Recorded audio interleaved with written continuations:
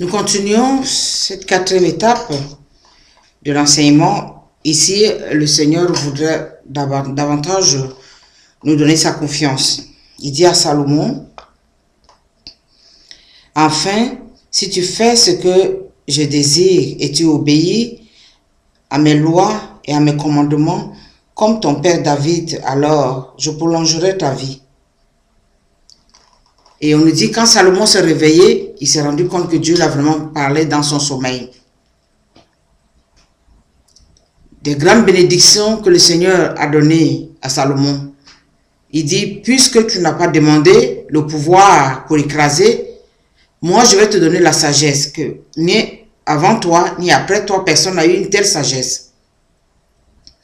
Et à travers cette sagesse, je vais te donner l'intelligence et je vais te rendre riche.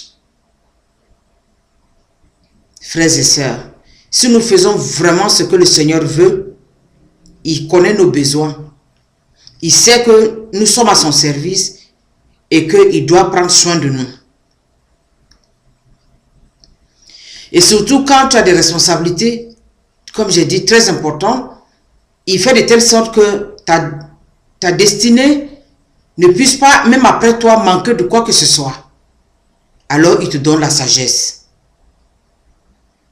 Il te fait rentrer dans une autre dimension de voir les choses.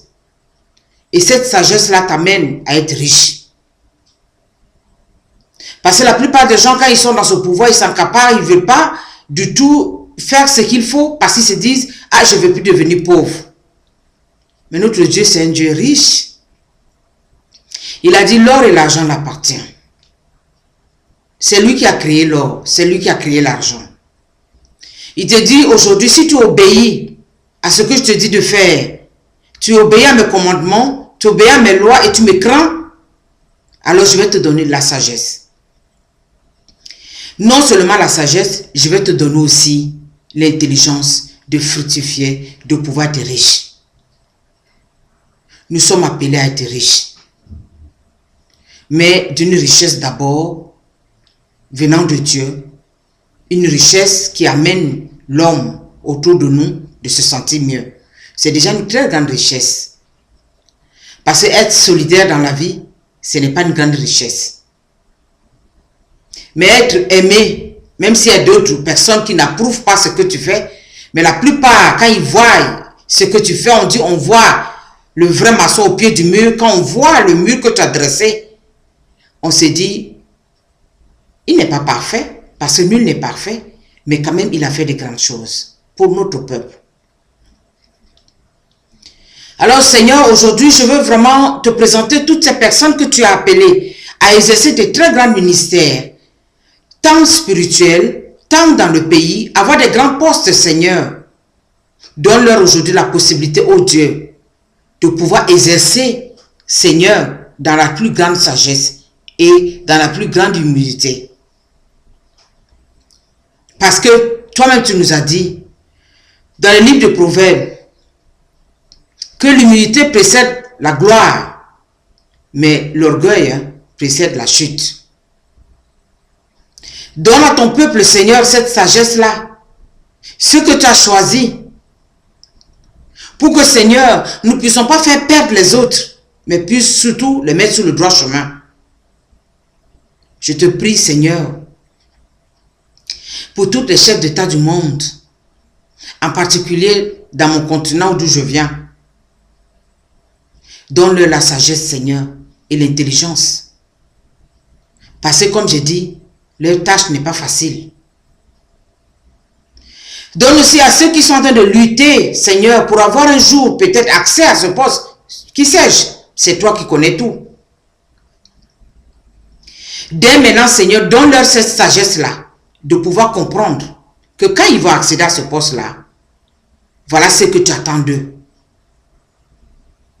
Donne-leur l'intelligence, Seigneur, de pouvoir chercher un chemin pacifique pour pouvoir accéder à ce poste-là et de pouvoir exercer le pouvoir dans la paix. Il est vrai qu'il faut toujours avoir des défenses humaines. C'est pour cela les grandes autorités doivent avoir des armées, ça c'est clair. Mais Seigneur, Même quand le combat était rude avec le peuple d'Israël, ils avaient tous ces armées-là, ils avaient tous ces chars-là, mais n'empêche, si l'ennemi veut les frapper, il va les frapper. Hein. Il fallait qu'ils demandent d'abord ton aide avant de partir au combat. On a vu, Seigneur, quand le peuple a quitté Égypte, on a vu ce qui s'est passé. Seigneur mon Dieu, viens au secours de ce monde, Seigneur mon Dieu, qui vacille. On cherche les points de repère, mais on ne sait pas où. Alors donne-nous la sagesse, Seigneur, la clairvision de comprendre que c'est toi qui es notre chemin, parce que tu as donné ton fils, et c'est lui qui a la clé. Il a la clé du succès, il a la clé de tout. C'est lui qui est notre soutien. Il est notre rocher, sur quoi on s'appuie. Il est notre garantie dans tout ce que nous faisons. Il suffit seulement de lui faire confiance. Mais je vous dis, frères et sœurs, ne laissez pas les bras croisés non plus, pour dire que Dieu le Père a envoyé son Fils, donc il va venir faire tout pour nous. Non. En tant que dirigeant, cherchez aussi. Mais cherchez dans les moyens pacifiques qui vont permettre aux populations de ne pas en pâtir. Cherchez dans les moyens pacifiques qui vont permettre que les gens qui travaillent sous vos ordres dans les sociétés de ne pas se sentir exclus. Parce que quand un père ou bien une mère de famille se lève le matin, il va à son lieu de service, il se dit, je m'en vais inscrire au moins une journée aujourd'hui, à la fin du mois, j'attends mon salaire. Mais quand ils viennent devant les portes closes, parce qu'on a dit aujourd'hui, la société ne marche plus. Je vois souvent dans les médias, d'autres s'écroulent, d'autres craquent, d'autres se suicident.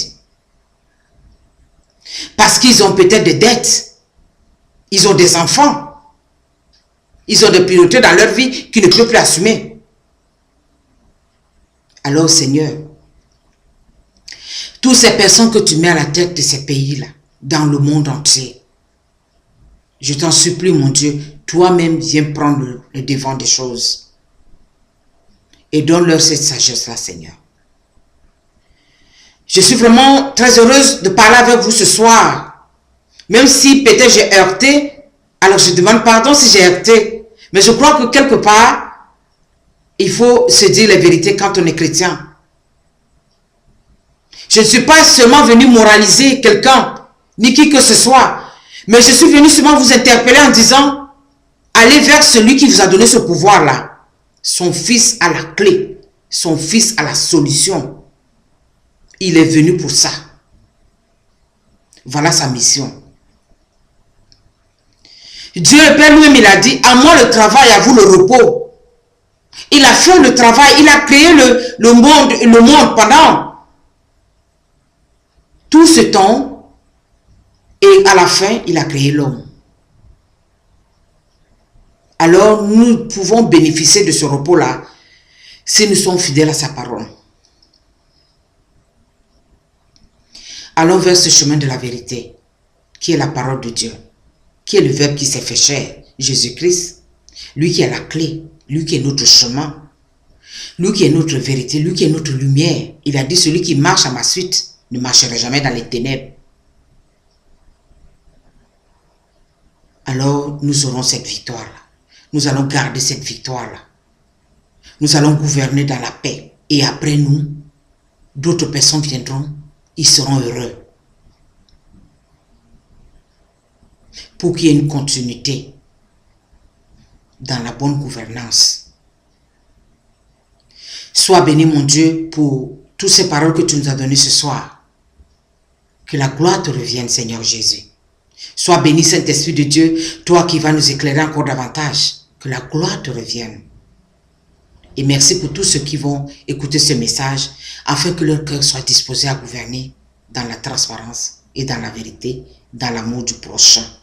Que Dieu vous bénisse. Que Dieu vous bénisse, vous tous qui avez ces hautes responsabilités. Et je voudrais vous dire, Dieu vous aime.